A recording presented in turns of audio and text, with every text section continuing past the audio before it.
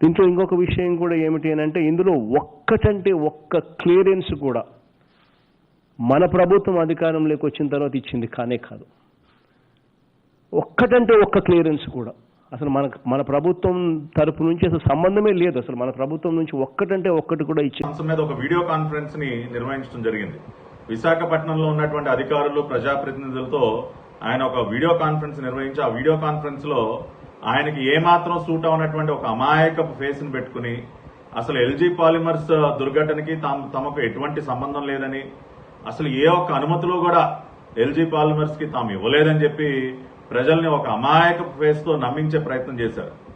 కానీ దురదృష్టం, జగన్మోహన్ రెడ్డి గారికి అటువంటి అమాయకపు ఫేస్ సూట్ కావు.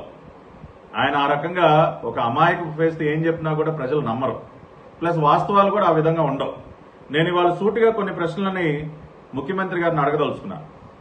ముందుగా తాము ఏదైతే నిన్న చెప్పారో అస్సలు మాకు ఏమాత్రం సంబంధం లేదని, మీకు ఒక ప్రశ్న ముఖ్యమంత్రి గారు.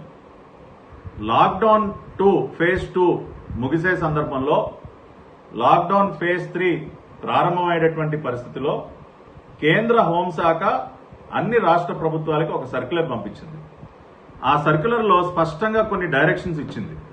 అంటే ఎటువంటి నియమ నిబంధనలు పాటించాలి, ఏ పరిశ్రమలకు అనుమతులు ఇవ్వాలి, red, orange and green Jones లో ఎటువంటి వ్యాపారాలకి మనం అనుమతులు ఇవ్వచ్చు, ఇటువంటి అనేక అంశాలతో ఒక సర్క్యులర్ ని పంపించింది.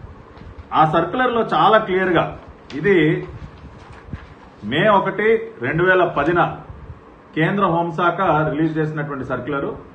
ఈ కాపీని మేము సోషల్ మీడియాలో కూడా పెడతాం. దీనిలో వాళ్ళు ఏమని చెప్పారు, మే 1వ తేదీన ఇచ్చినటువంటి ఈ సర్క్యులర్ లో పరిశ్రమలకు సంబంధించి నేను చదివి వినిపిస్తాను. Industrial activities permitted are manufacturing units of essential goods. అంటే లాక్డౌన్ 3లో మే 4 నుంచి ప్రారంభమయ్యేటువంటి లాక్డౌన్ 3లో ఏ పరిశ్రమలకు అనుమతి ఇవ్వాలన్న అంశం మీద వాళ్ళు ఇచ్చినటువంటి స్పష్టత. Industrial activities permitted are manufacturing units of essential goods including drugs, pharmaceuticals, medical devices, their raw material and intermediates, production units which require continuous process and their supply chains, manufacturing of IT hardware, jute industry related packaging material units. ఈ విధంగా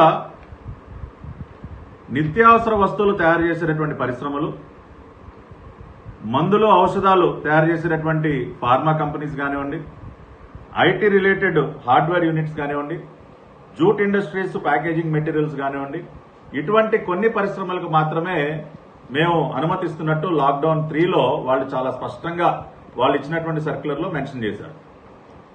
మరి ఈ రోజున ఇంకొక పక్కన మనం చూసినట్లయితే LG polymers అనే ఒక రసాయనాలు ఉత్పత్తి చేసేటటువంటి పరిశ్రమ, నిత్యావసర వస్తువులు ఉత్పత్తి చేసేటటువంటి పరిశ్రమ, ఎసెన్షియల్ మ్యానుఫ్యాక్చరింగ్ యూనిట్స్ లోకి వస్తుందా? అది పోనీ అదేమన్నా మందులు తయారు చేసేటటువంటి పరిశ్రమ ఏ కేటగిరీలోకి వస్తుంది? ముఖ్యమంత్రి గారు, కేంద్ర హోంశాఖ అంత స్పష్టంగా ఒక పరిశ్రమల జాబితాని వాళ్ళు రూపొందించి రాష్ట్ర ప్రభుత్వాలు పంపిస్తే, ఆ జాబితాలో లేనటువంటి ఒక రసాయనాలు ఉత్పత్తి చేసేటటువంటి పరిశ్రమకి మీరు ఏ విధంగా అనుమతి ఇచ్చారో ముందు దీనికి సమాధానం చెప్పండి.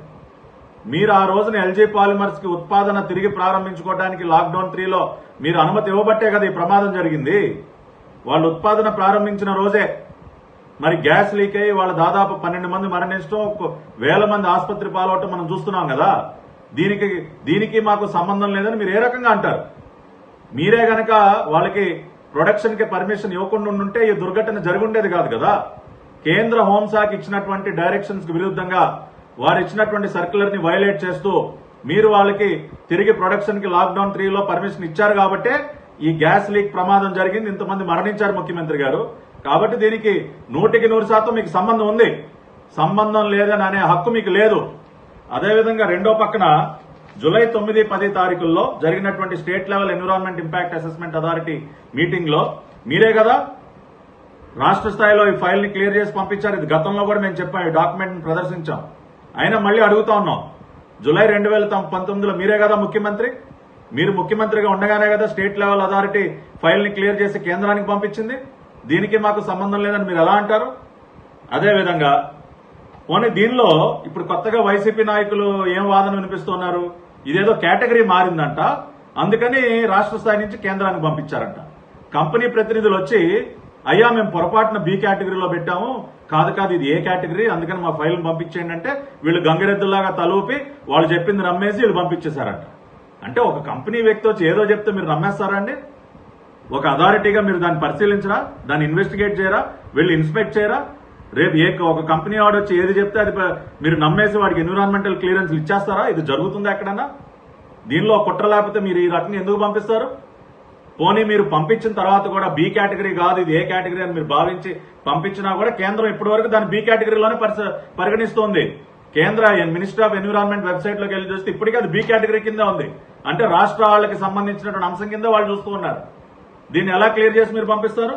ఇక మూడవది, ఇదే కంపెనీ గతంలో డిసెంబర్ 2017లో వాళ్ళు ఎన్విరాన్మెంటల్ క్లియరెన్స్ కోసం ఇచ్చినటువంటి అప్లికేషన్ లో వాళ్ళు ముందు ఇది ఏ కేటగిరీ అని మెన్షన్ చేసి హైలైట్ చేసాం, చూడొచ్చు. ఏ కేటగిరీ అని మెన్షన్ చేసి మళ్ళీ 2 నెలల్లోనే ఏప్రిల్ 2018లో కాదు మాది ఏ కేటగిరీ కాదు ఇది బి కేటగిరీ అని మళ్ళీ వాళ్ళే అప్లై చేశారు.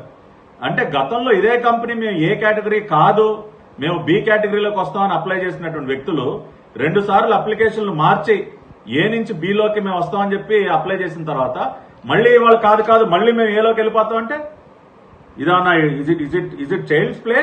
ఇదన్నా పిల్లల ఆట? ఇది ఒక కంపెనీ ఇష్టం వచ్చినప్పుడల్లా మేము ఏ కాదు మేము బి అని మార్చుకోవడానికి. మేము గతంలో వీళ్ళు బి కేటగిరీ కింద అప్లై చేశారు కాబట్టి మేము కొన్ని క్వెరీస్ వేసి ఆ అప్లికేషన్ హోల్డ్ లో పెట్టాం ఏప్రిల్ 2018లో. ఇవాళ అదే కంపెనీ వచ్చి కాదు మళ్ళీ ఏ అంటే మీరు గంగిరెద్దులాగా తలూపు పంపించేస్తారా? దీనికి మీకు బాధ్యత లేదా? 100% మీకు బాధ్యత ఉంది ముఖ్యమంత్రి గారు. కాబట్టి ప్రశ్నలన్నీ ఈ విధంగా ఉంటే మీరు మాకు సంబంధం లేదని అనే హక్కు మీకు లేదు. ఒకటి, లాక్డౌన్ 3లో కేంద్రం ఇచ్చినటువంటి మార్గదర్శకాలకు విరుద్ధంగా మీరు ఆ కంపెనీ ఉత్పాదనకు మీరు అనుమతి ఇచ్చారు, అందుకనే ప్రమాదం జరిగింది. జూలై 2019లో మీరు ఫైల్ క్లియర్ చేసి కేంద్రాన్ని పంపించిన మాట కూడా వాస్తవం. కాబట్టి వీటన్నిటి మీద కూడా మీకు సంబంధం ఉంది. మూడో పక్కన ఈ ప్రశ్నలకు సంబంధం చెప్పకుండా ఎల్జీ పాలిమర్స్ విషయంగా న్యాయబద్ధంగా ప్రజలు ప్రశ్నలు అడుగుతుంటే వాళ్ళకి నోటీసులు ఇస్తారా? ఇవాళ ఒక 60 ఏళ్ల వృద్ధురాలు రంగనాయకమ్మ గారు ప్రజల పక్షాన జరిగినటువంటి దుర్ఘటన పైన స్పందించి కొన్ని ప్రశ్నలు అడిగితే రాష్ట్ర ప్రభుత్వాన్ని, అసలు మీకు మానవత్వం ఉందా అండి? ఒక వృద్ధురాలపైన 60 సంవత్సరాల వృద్ధురాలపైన మీరు కేసులు పెడతారా? ఎల్జీ కంపెనీ పైన కేసులు పెట్టి వాళ్ళని అరెస్ట్ చేయకుండా మీ ప్రతాపం ముసలి వాళ్ళపైన చూపిస్తారా? సిగ్గుపడాలి ముఖ్యమంత్రి గారు. మీరు ఈ రోజు వరకు ఎల్జీ పాలిమర్స్ నుంచి ఒక్క వ్యక్తినైనా మీరు అరెస్ట్ చేశారా? ఆ రోజున ప్రొడక్షన్ ప్రారంభించిన రోజున అసలు ఆ కంపెనీలో ఎవరున్నారు? ఎవరు ఆ ప్రొడక్షన్ స్టార్ట్ చేశారు? దానికి బాధ్యులు ఎవరు? ట్రైన్డ్ ఆఫీషియల్స్ ఉన్నారా? ఆ కంపెనీలో ఉన్న వాళ్ళు ఆ రోజున ఎవరైనా అస్వస్థత గురయ్యారా? మరణించారా? అసలు ఏం జరిగింది? ఇన్వెస్టిగేషన్ చేశారా? మీరు ఎవరినైనా అరెస్ట్ చేశారా?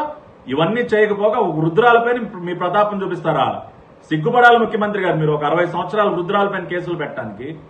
కాబట్టి ఈ వాస్తవాలన్నీ కూడా ఈ విధంగా ఉన్నాయి కాబట్టి మీకు సంబంధం లేని అనే హక్కు మీకు లేదు. తప్పనిసరిగా మేము అడిగినటువంటి ప్రశ్నలందరికీ అన్నిటికీ కూడా మీకు సమాధానం చెప్పాలి.